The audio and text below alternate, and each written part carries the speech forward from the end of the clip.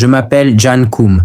Si vous m'aviez croisé au milieu des années 1990 dans les rues de Mountain View, vous ne verriez qu'un adolescent maigre au regard anxieux, vêtu de vêtements trop grands. Vous ne verriez pas un futur milliardaire, vous verriez un gamin terrifié par le lendemain. Voici mon histoire. Je suis né en 1976 dans un petit village près de Kiev, en Ukraine. À l'époque soviétique, la vie était rude, grise et surveillée.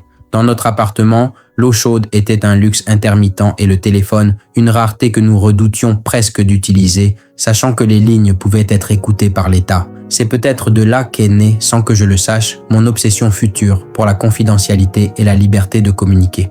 En 1992, alors que j'avais 16 ans, la situation politique et économique s'est dégradée à un point tel que ma mère et moi avons pris une décision radicale, tout quitter.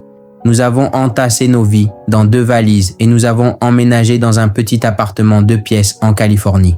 Mon père devait nous rejoindre plus tard, mais il n'a jamais pu le faire. Il est mort quelques années plus tard en Ukraine, sans que je revoie son visage. L'arrivée aux États-Unis n'a pas été le rêve américain étincelant des films. C'était un combat quotidien pour la survie. Ma mère travaillait comme babysitter pour quelques dollars et de mon côté, je balayais le sol d'une épicerie locale. Mais cela ne suffisait pas. Pour manger, nous dépendions de l'aide sociale. Je me rappellerai toute ma vie de ces matins de froid glacial où ma mère et moi faisions la queue devant un bâtiment délabré du service social local, attendant patiemment qu'on nous donne nos coupons d'aide alimentaire. La honte était lourde, mais la faim l'était encore plus. Peu de temps après, la maladie a frappé.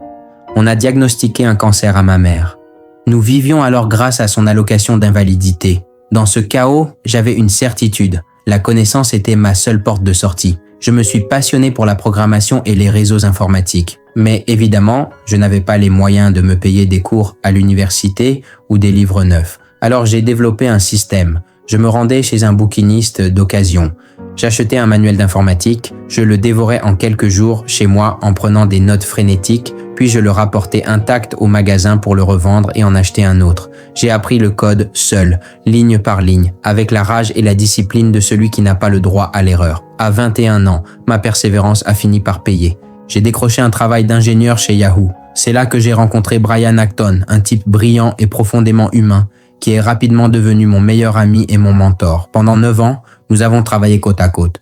Mais en 2007, fatigué par la bureaucratie d'entreprise et l'obsession croissante du secteur pour la publicité agressive, nous avons tous les 2 démissionné. En 2009, Brian et moi avions besoin d'un nouveau départ. Le monde du web bougeait vite et une entreprise en particulier attirait tous les talents de la Silicon Valley, Facebook.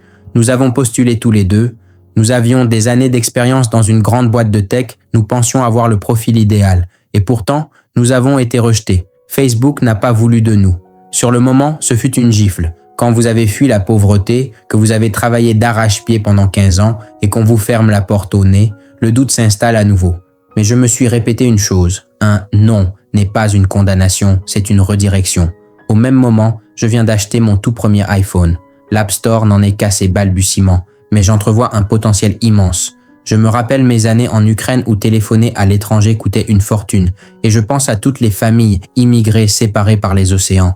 Je voulais créer quelque chose de simple, une application qui afficherait simplement des statuts à côté des noms dans le répertoire de votre téléphone, comme en réunion, batterie faible, à la salle.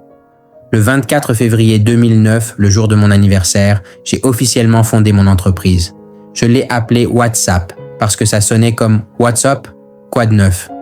Les débuts ont été désastreux. L'application plantait sans cesse. Personne ne la téléchargeait à part quelques-uns de mes amis russes.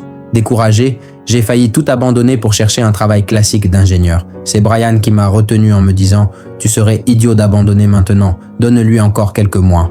Puis, Apple a lancé les notifications push. Du jour au lendemain, quand vous changiez votre statut sur WhatsApp, tous vos contacts recevaient une alerte. Sans qu'on l'ait totalement anticipé, les utilisateurs ont commencé à utiliser les statuts pour s'envoyer de vrais messages en temps réel. Nous venions de réinventer le SMS, mais de manière gratuite, rapide et internationale. Brian m'a rejoint à plein temps. Ensemble, nous avons établi une règle absolue, gravée sur un papier, que Brian a scotché sur mon bureau. Pas de publicité, pas de jeux, pas de gadgets. Nous refusions catégoriquement de vendre les données de nos utilisateurs ou de polluer l'écran avec des bannières publicitaires. Ayant grandi sous la surveillance soviétique, je tenais plus que tout au monde au respect de la vie privée.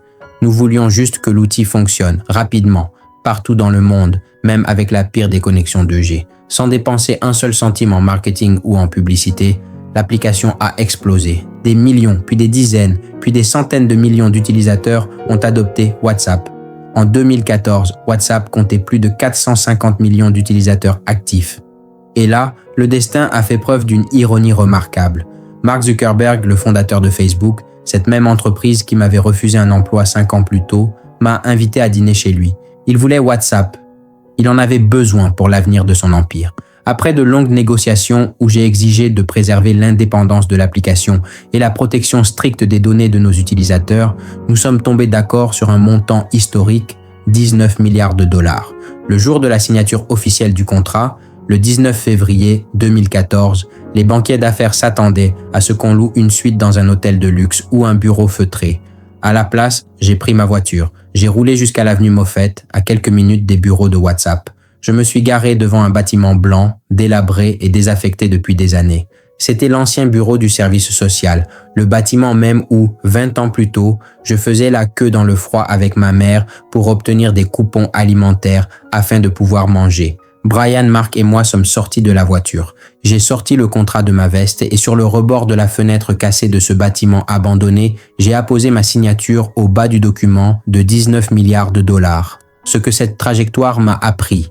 Si mon parcours prouve une chose, c'est que votre point de départ ne détermine jamais votre ligne d'arrivée et qu'un échec apparent est souvent un cadeau mal emballé. Dans la finance comme dans le développement personnel, nous sommes souvent dévastés par les portes qui se ferment, une opportunité manquée, un investissement raté, un entretien d'embauche refusé. Nous interprétons le rejet comme un signal d'incapacité. Mais si Facebook m'avait embauché en 2009, je serais devenu un ingénieur de plus dans un open space, avec un bon salaire et une vie confortable. WhatsApp n'aurait jamais existé. Le rejet n'est pas un mur, c'est un panneau indicateur qui vous force à emprunter la route que vous étiez destiné à construire vous-même. La vraie richesse ne réside pas dans le montant du chèque que vous encaissez à la fin, mais dans la résilience, la clarté de vos valeurs et la discipline que vous avez développée chaque fois que la vie vous a mis à terre.